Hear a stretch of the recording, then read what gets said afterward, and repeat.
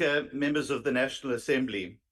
Over the last 4 months, many of you in this House and South Africans across the country have lamented the number and cost of delayed infrastructure projects. You have shared stories of how these delays have affected your constituents who had hopes that these schools, clinics, police stations, and community centres would restore the dignity that they seek. Beyond this, these delays have hampered the growth and development of our nation's infrastructure, currently costing us close to 3 billion rand in delayed construction projects over a number of financial years. These delays are not just figures in a report. They represent stalled progress, halted economic growth, and deferred services for millions of South Africans. These are also crime scenes where individuals have been paid for work they have not completed. They are crime scenes that have robbed people of hope and a better life. The disruption to construction sites impacts our communities directly.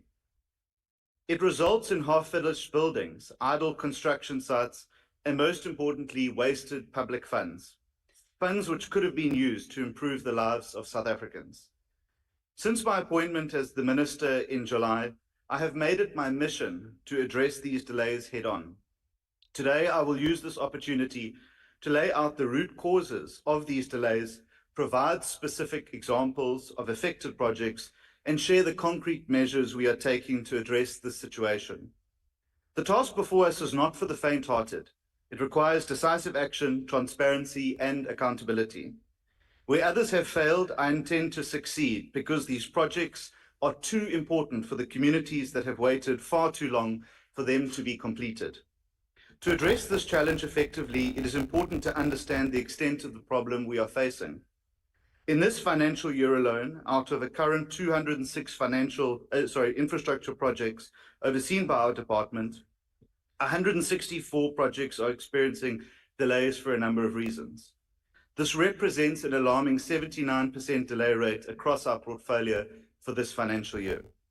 These projects are critical to many communities across the country, yet they remain incomplete. These delays impact essential services, public safety, and community well-being, from homes and police stations to correctional facilities and hospitals. The financial toll alone is substantial, with an estimated 1.3 billion rand already invested in projects in this financial year that are yet to reach completion. Over several financial years, that number jumps to nearly 3 billion rand in delayed construction projects. These incomplete projects don't just stand as unfinished structures. They are monuments to inefficient management, corruption, lost opportunities, deferred dignity, and unfulfilled promises to the public. One of the most striking examples of these delays is the Telcom Towers project in Tshwane, where approximately 1 billion rand was spent on upgrades over 10 years with little to show for it. The complex, intended to become the SAPS headquarters, still has the Telkom sign in front of the building 10 years later. Instead of serving the public, this project has become a financial burden, costing the state millions each year for security alone. To avoid further waste of public finances, we are now exploring options to either repurpose this asset or remove it from our portfolio altogether, with an independent investigation underway. This project, amongst many others, highlights a pattern of stalled and mismanaged construction projects that we are determined to address. Another glaring example is the Sarah Bartman Centre of Remembrance project in Hankey in the Eastern Cape, launched nearly a decade ago in 2014. To date, 247 million rand has been spent on this project, yet it remains 37% complete, with its budget inflated far beyond its initial scope. The project has been handed over to multiple contractors, and each time resulting in additional costs without substantial progress. What is worse is that no one has been held accountable, neither officials in my department nor the contractors involved. This reckless and careless approach is an insult to the legacy of an icon such as Sarah Bartman. Officials and contractors have used her name in vain to satisfy their own greed.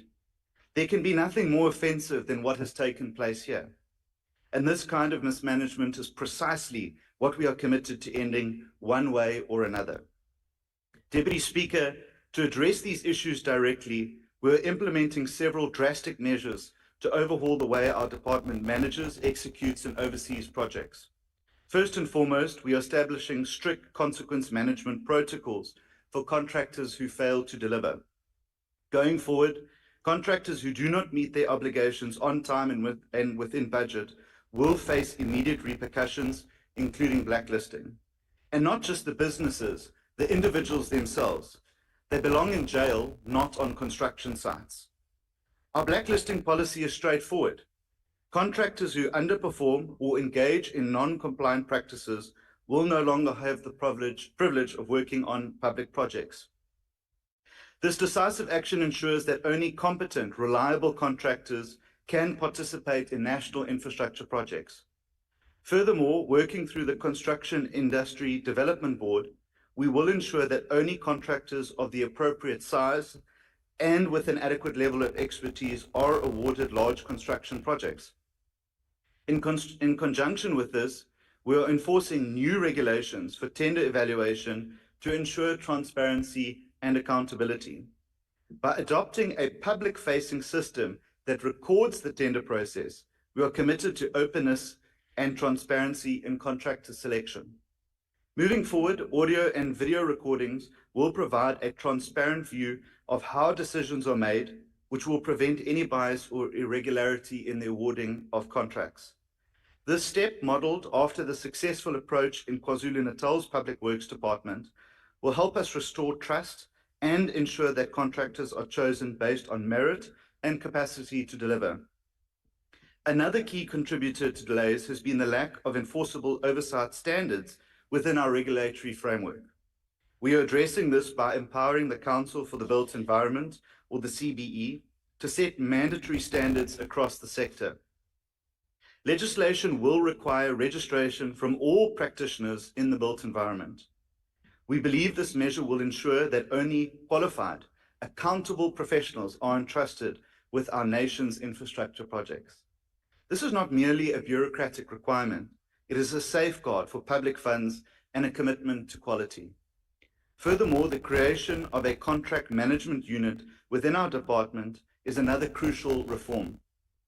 This unit will be responsible for actively managing all contracts by monitoring contract performance to ensure that these projects adhere to budgetary and time constraints.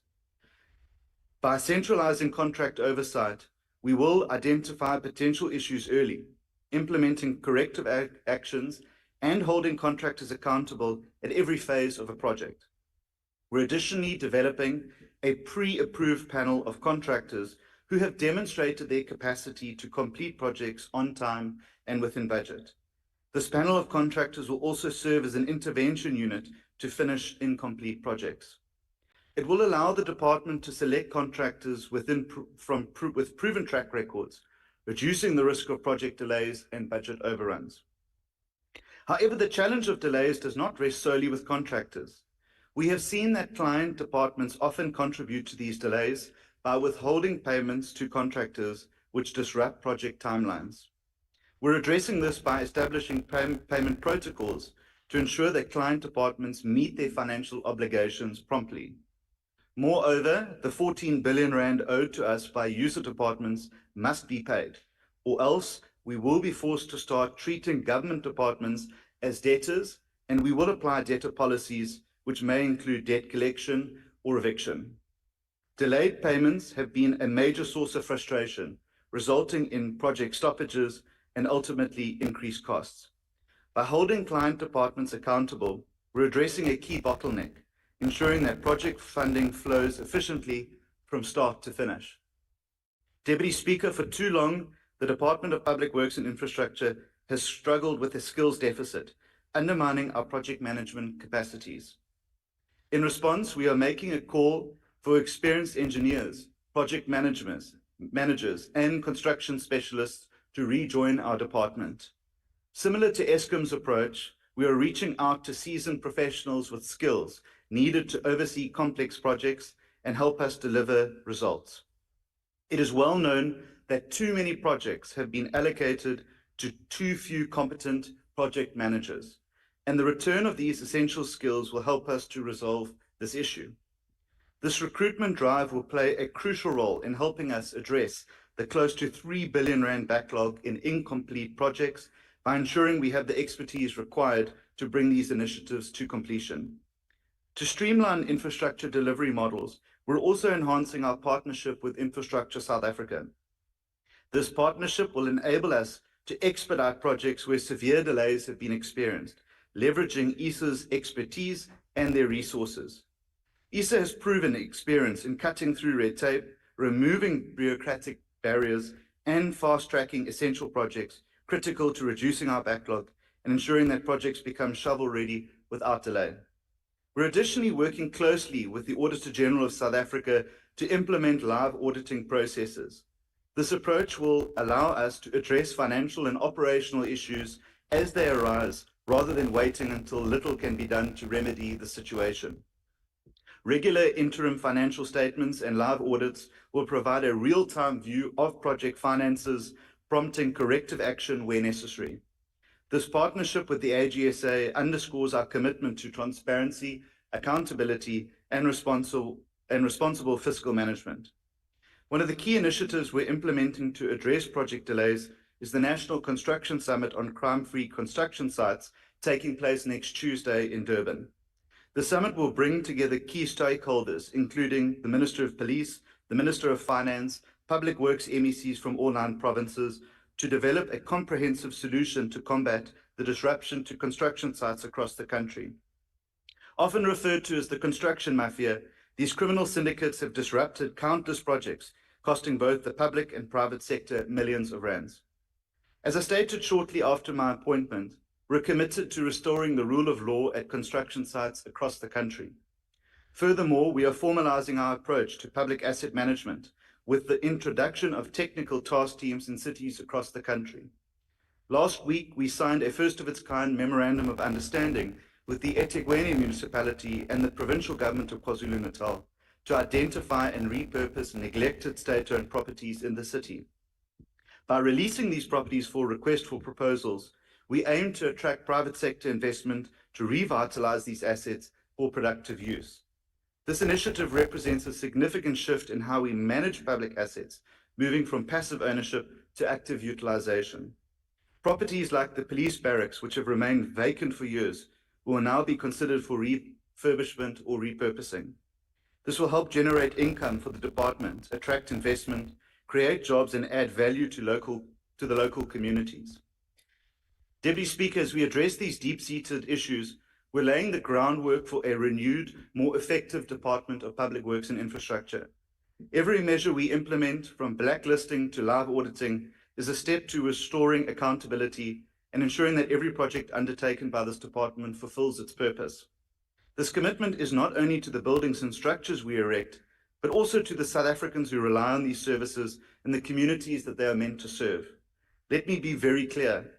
I will not tolerate or accept shoddy work, delayed projects, or excuses, whether from officials or contractors.